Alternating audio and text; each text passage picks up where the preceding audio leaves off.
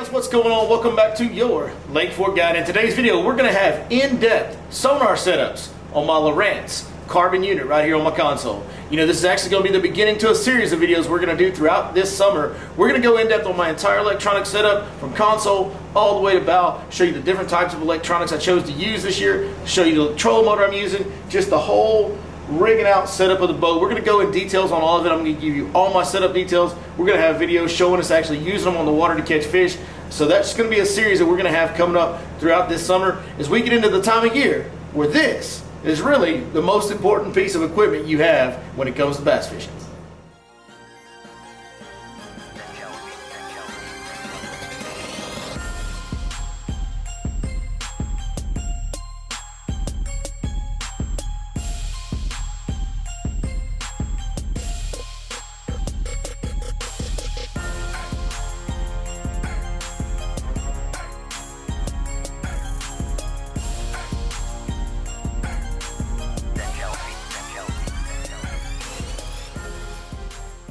Alright guys, so here we are. These are my Lowrance carbon units, but a lot of these settings will apply to most electronic units, especially just about every model of Lowrance that you can think of. So first thing we want to do, let's go to menu by pushing the page button up here. We're going to go into settings, and then we're going to go into sonar, and then we're going to go into installation. Now this will apply more to your front graph on the bow of your boat, but source this unit channel 1. So what you'll see, this says HCS carpet channel 1. They're both channel 1. This graph is only set up to read off of my rear transducer, but your front graph, your bow graph, will have an option to read the back transducer or the transducer that is mounted in your trolling motor head itself. Now, most of the transducers mounted in your trolling motor head are not going to give you down scan and side scan, only going to give you sonar and mapping. But for me, I always choose this unit on my front graph because I want that sonar shooting directly under the front of my boat for when I'm doing vertical fishing. Fishing mode, general use will get you done. For bass fishing guys, general use is all you need to know. They have deep water, fresh water, salt water, shallow water, slow trolling, fast trolling, clear water, ice fishing. This unit will do anything you want it to do. But these units are made as they come out of the box for bass fishing. That is the target audience. That's most of the people that are using these units are going bass fishing, and these units kind of come ready set up for bass fishing. So general use is the best setting you can pick for bass fishing purposes. Transducer type, guys, I've never known exactly what type of transducer I have. I've always selected unknown. I've never had an issue with it. If you are having some type of issue and you're trying to troubleshoot it yourself, one of the first things you want to look at is you want to do some investigating, find out exactly what type of transducer you have, and then if you're having issues getting your graph to read clear, you're getting a lot of interference, make sure you get the right setting on your transducer type. Myself, I don't have any issues, and I don't know what my transducer type is, so I simply select unknown. Alright, so now I'm going to exit out of installation. Now we're going to talk about our settings over here. Now one of the unique things, I'm just going to start from top to bottom, kind of take you guys through all of it. The depth range is really important. Right here we're sitting in about 12, 13 foot of water. But you can set the range right here. A lot of people will use auto. I use auto for a long time. I've since stopped using auto. I go off of auto and I select a certain depth. Now on Lake Fork, in most of the lakes that I fish offshore in the summertime, we're fishing anywhere from 20 to 25 foot of water, maybe a little deeper than that, but very, very rarely will we fish deeper than 30 foot of water. So I like to select 35 foot of water because anything that's below that, I really don't need to see. So I've got a custom depth, and you can see it comes in kind of 10 foot increments here, but if you look down here in the bottom, you'll see custom. So let's say you got 30 foot and 40 foot, which were the two options I had. Well, I wanted 35 because I want to be able to see 20 to 25 and see a good section of bottom at the bottom of my map. So I went in here to custom, and you can enter any number you want. So upper range, you can knock off part of the top where you zoom in on it. So let's say I'm fishing from 20 to 25 foot of water. So if I really want to get a tight shot between 20 and 25, I can punch in 0015. Okay, on my upper range. Then I can go down here and punch in 0030 on my lower range. Now what that's going to do, doesn't show us anything but dirt, but as you can see, I'm only seeing from 15 to 30. Well, if I'm fishing from 20 to 25, this is going to be my key zone, and I'm going to get a better, more zoomed in, more detailed look. But the one thing that is important to me is I want to keep this at a constant range. That way the arcs, the fish that I see, like you're going to see here in a second, those arcs always stay the same size. Whether I see them in 15 foot of water or I see them in 25 foot of water, they will remain the same size. It allows me to train myself and teach myself how to judge the size of fish more efficiently. That's how we do depth range. Hertz, 200 hertz is going to get you through all bass fishing needs. You really don't need to use any other settings. If you're fishing super deep, if you're watching this video and you're fishing up north and you're fishing halibut or something crazy, 83 hertz will work better for extreme deep situations. I don't know when you'd be fishing for bass in 100 foot of water, but if you are, you're going to want to go to 83 hertz. 200 hertz is going to work better for all bass fishing situations. All right, let's go in here to advanced. In advanced, noise rejection and surface clarity. So let's talk about that for a second. You can turn these off and it will give you more information. It'll also give you more junk. One of the beautiful things about these units is they're very efficient, very effective. As you can see, if we were in a lot of current right now, you'd be getting a lot of disturbance in the graph. You can see up here at the top the difference when I turned the surface clarity off. You can see what a difference it made in all the junk. Now, I've heard it said that you want this turned off to see things at the top, in the top few feet. But please tell me how I can see a ball of bait in all that junk right there. You can't. Actually having that on low will actually help you see things near the surface. So if you've got a small school of fish or a single fish or a ball of bait that comes under your boat closer to the surface, having your surface clarity on low will help you. Noise rejection is really just going to keep your screen cleaner and let you see the harder return items and eliminate some of the debris and some of the current and some of the stuff that's drifting through the water columns. A lot of these lakes, most of the lakes that we fish when it comes to bass fishing, are going to have a lot of junk in the water. These fertile fisheries, these fertile habitats are going to have a lot of stuff in the water, be it minuscule bait, be it some type of plankton, be it silt, be it pieces of grass. You don't want all that junk cluttering up your screen, so I like to go with low on surface clarity and low on noise rejection. Scroll speed I have at normal. You can speed it up. If you're trying to graph a big area, I would not suggest this for looking at fish. So if you get to hitting your gas pedal while you're idling, you kind of high idle, you're going to miss fish on your unit. But if you're doing that to find structure, you can do it and just hit the up button. It'll go times 3, times 4, and you can see my graph moving a lot faster now. But normal is what you want to do, especially when you're trying to look at fish and identify fish. You always want to have it on normal. You always want to be driving at kind of your slowest idle speed, maybe a little bit faster, but you really don't want to go faster than 3.5, maybe 4 miles an hour at the most is all you want to travel, or you will miss some of those fish. All right, guys, so we're talking about ping. I got my ping speed on max. When we're talking about pings, the ping is sending a signal down and back up to the graph. I always use mine on max because I want the most information possible. I want that thing to read as many times as it can in a short space. You know, one thing about a ping is kind of neat is it sends a signal down. The reason you get arcs on your graph, the reason these fish show up as arcs on your graph, like we're going to show you here in a minute, it sends a cone signal down. The strongest part of it's directly underneath you. It gets weaker as it goes out to the sides. Sometimes you'll see arcs that are kind of broken. Well, they just went on the side of your ping cone. They didn't get right in the middle. When they get right in the middle, that's when you get that ping. And the way it works, it sends a signal down, it reads density, sends a signal back up, and it tells that sonar, turn a green light on for this, turn a red light on for this, turn a yellow light on for this. It simply goes down, comes back up, reading the density, and tells it to turn a light on. But always keep your ping speed at max. I like to think of it like this. If I was reading a book, I wouldn't want to skip chapters. I wouldn't want to miss out on words. I wouldn't want to have half my words blanked out of my book. I want to read every single word in that book. I want as much information coming back to me as possible through my ping speed, so therefore I always use max ping speed.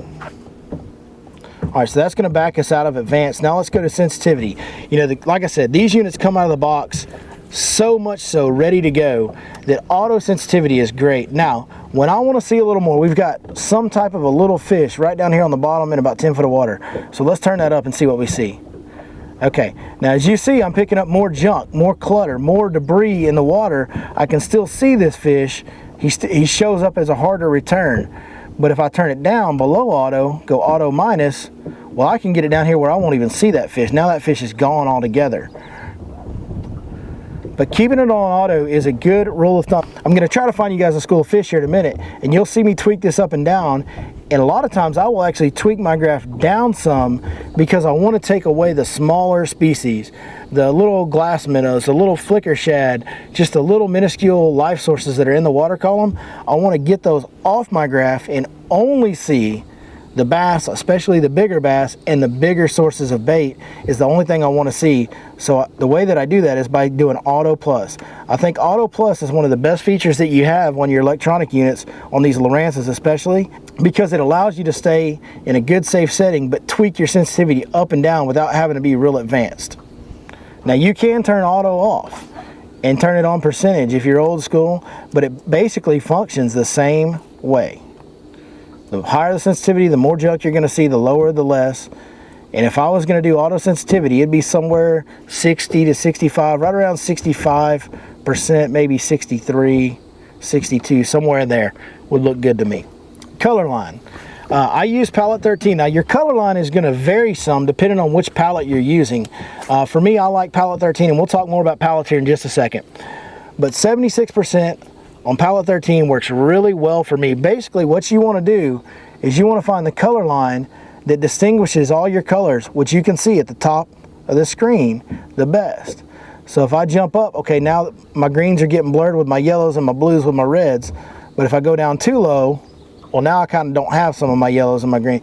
So 76% is the sweet spot for me on palette 13, where I really get that yellow, I really get that green, I really get that red, and I really get that blue. I've actually got 4 colors in palette 13 that really help me identify the density of the structure and the fish that I'm looking at. All right, let's go into view. So there's some neat things going on in view. First, since we just talked about the color line, let's talk about palettes. Like I told you guys, I like palette 13, but you can use palette 1. Now on palette 1, let's back out and look at our color line. If we turn down our color line on palette 1, it'll actually kind of identify the colors a little better. See the difference in the yellow, the orangish reddish, and the blue? Whereas if I turn it up, they kind of start blurring together a little bit. If you can see right up here at the top, they're all mixed together. So if I was to use palette 1, then I would have my color line more down between 65 and 70, right around 67, 68, 69. That all looks good. The palette that you use is simply a personal preference. I like 13. One of the reasons that I like 13 is you guys can see right here I've got brown dirt. When I have brown dirt, if there's anything on top of this dirt whatsoever, it's going to show me. If there's a thin layer of gravel, if there's short grass, new grass growth that's just starting, if there's a little bit of a shell buildup on top of a ridge, I'll be able to see these colors up at the top. I need to go back and fix my color line. I'll be able to see using these colors at the top, and it'll tell me how dense, how hard that is. So if I were to see a little line of shell stacking up on this bottom right here, I would see a line on top of that brown that would have a little bit of green in the middle of it. Or it could be maybe it's some gravel or something like that, anything that's hard. Now if it's grass, it's going to be kind of reddish, bluish, and maybe a little bit of yellow in the grass. If there was a thin layer of grass starting to grow here, you'd see little pieces of grass sticking up in those colors. So one thing about the palette you choose, your softest return will be at the bottom and your hardest return will always be at the top. So as you can see, this palette right here goes from blue to red to yellow to green. That little thin line of green at the top, that's your hardest return. That's going to be real important when we talk about identifying fish here in a minute. Okay, temperature graph. Temperature graph will make this move up and down as the temperature changes in the water column throughout the day. I never use it though, but that's what it does. I don't know what depth line does, if I'm being honest with you guys. It puts a little blue line down here. I never use depth line. Amplitude scope, this is neat. This is very similar to an old flasher right here, but I want to show you guys something. This is similar to an old flasher. You can see it with your sonar, but these units actually up here at Split, they have an actual flasher. So this, if you guys are old school and you really like the old flashers the best, you don't need to go buy an old flasher and mount it next to your regular Lowrance unit like David Fritz does. You can actually take this unit right here and view both sonar and flasher at the same time. Zoom just gives you two different screens where you can zoom one in, keep one zoomed out, keep one zoomed in. That works well if you're really trying to see detail if you're using Sonar to see some detail in the hardness of a bottom content, or something that's on the bottom, a brush pile, anything like that. You want to zoom in and really check it out. This screen comes in handy for that. I run no split and actually use down imaging for most of that stuff myself. Okay guys, that's how I set my graphs up. Now let's take them over here, see if we can't find a school of fish for you guys to look at and play with some of these settings while we're looking at fish, and show you guys how to identify these bass using these settings we just talked to you about. Okay, there's one single good size big bass. You can kind of look over here on the side, see that fish is almost a foot tall, because halfway between 10 and 12 is 11, so that fish is probably a 10-inch tall fish. Now let's tweak that sensitivity up and see what it does. See how you can still see them, but the rest of your water column gets real cluttered when you have the sensitivity too high. If you go down too low, the fish completely disappears altogether. Put it right back on auto, it's good. I like auto +2. See right there when I went up to +2, +3, but when I went to +2, it showed me a little more detail in the depth of that fish. These are all bass scattered along this ridge right here. All good fish. There's a little tiny one. Most of these are good. There's one of the broken arcs we talked about. That is a bass. It's just like these other ones. The difference is that fish did not go directly under our sonar, so we did not get as good of a reading on that one. There, and here's a ball of shad off the side of the structure. Got some small fish scattered around it, hunting it down. Here comes another ball of bait right here. One thing about ball of bait, when you're reading it, I'd rather see this shape than this shape. This is more of a perfectly round shape. When they start getting, when the ball of shad starts getting extended and broken up, to me that says something is chasing that ball of shad. And if I'm seeing shad, I want my shad to be scared. I don't like comfortable shad. We'll scroll back so you guys can kind of see this a little better real quick. So there's our sensitivity. We showed you what we do. We tweak it up, get a little more detail. There's the side of the cone fish. Don't get discouraged when your fish look like this. They're not necessarily little. You just didn't get a good hard read on them. When you get a good hard read, they'll be good arcs, just like these are right here. And then you can look at the height on the side and kind of judge.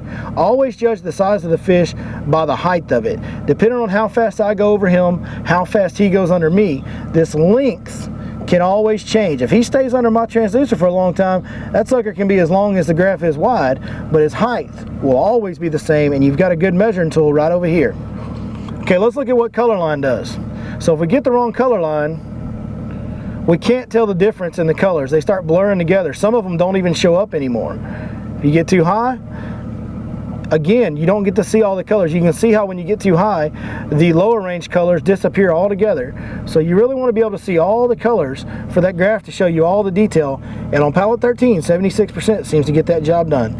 Now, one thing I will tell you, downscan is a good tool to use with sonar. I think it's very important to use downscan with sonar. I think neither one is as good without the other. One kind of confirms the other. So let's switch to both. All right, now you can start to see some dots. See how these fish show up as dots right here? These, that could be anything. That could be a stump. That could be anything on the bottom. You see one stump right there. But you see these dots that are off the bottom? Well, boys, there's only one thing those dots are going to be, and that's fish. And the sharper and brighter your dot is, the bigger the fish is. That's how downscan works as far as what you're looking at on your fish. Now guys, we kind of cheated a little bit because we caught some fish out of this school already, so I knew they were here. They're a lot more scattered than they were earlier. Here's a couple shots of what that school looked like when we first found them.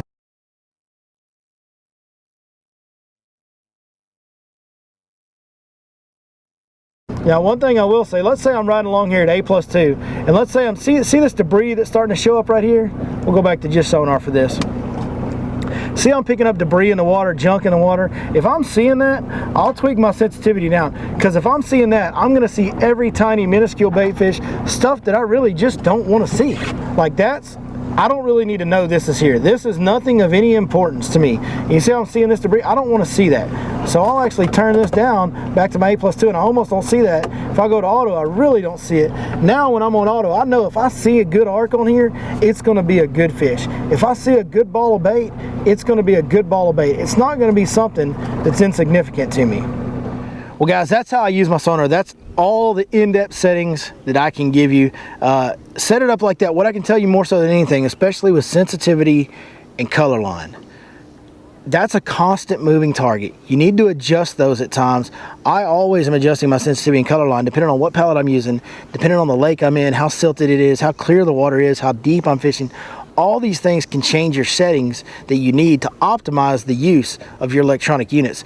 So experiment with those. It's really easy if you use that auto plus, auto minus to change your sensitivity. It's really easy to change the color line up and down when you change pallets. So don't be scared to get in there and try to use these things to the maximum ability. More than anything, it's just like fishing. There's no substitute, no shortcut for time on the water in bass fishing, and there's no shortcut to time behind your electronics. The more time you spend looking at fish and then verifying what you see by catching them, you will gain confidence. You will begin to learn to use those things more efficiently, and you'll get more dialed in. So I encourage all of you to get out there and do it. Hey, I certainly hope this video helps you guys. If you need some great tackle to catch some of these offshore fish, go check out 6centsfishing.com. If you order any baits over there, be sure you punch in that code, your Lake Fork Guide. You'll get a 10% discount on all orders. I also want to thank Smash Tech Baits for helping us out like they do. We couldn't do what we do without the people like Smash Tech Baits, Lose Fishing. We've got all that stuff linked below in the description. So if you're looking for some new gear, some new tackle, some new hot baits that'll catch some really big bass like we're always doing right here on the Your Lake Fork Guide channel, go check out the sponsors link below. Hey, we appreciate you guys watching, and we'll see you next time right here on Your Lake Fork Guide.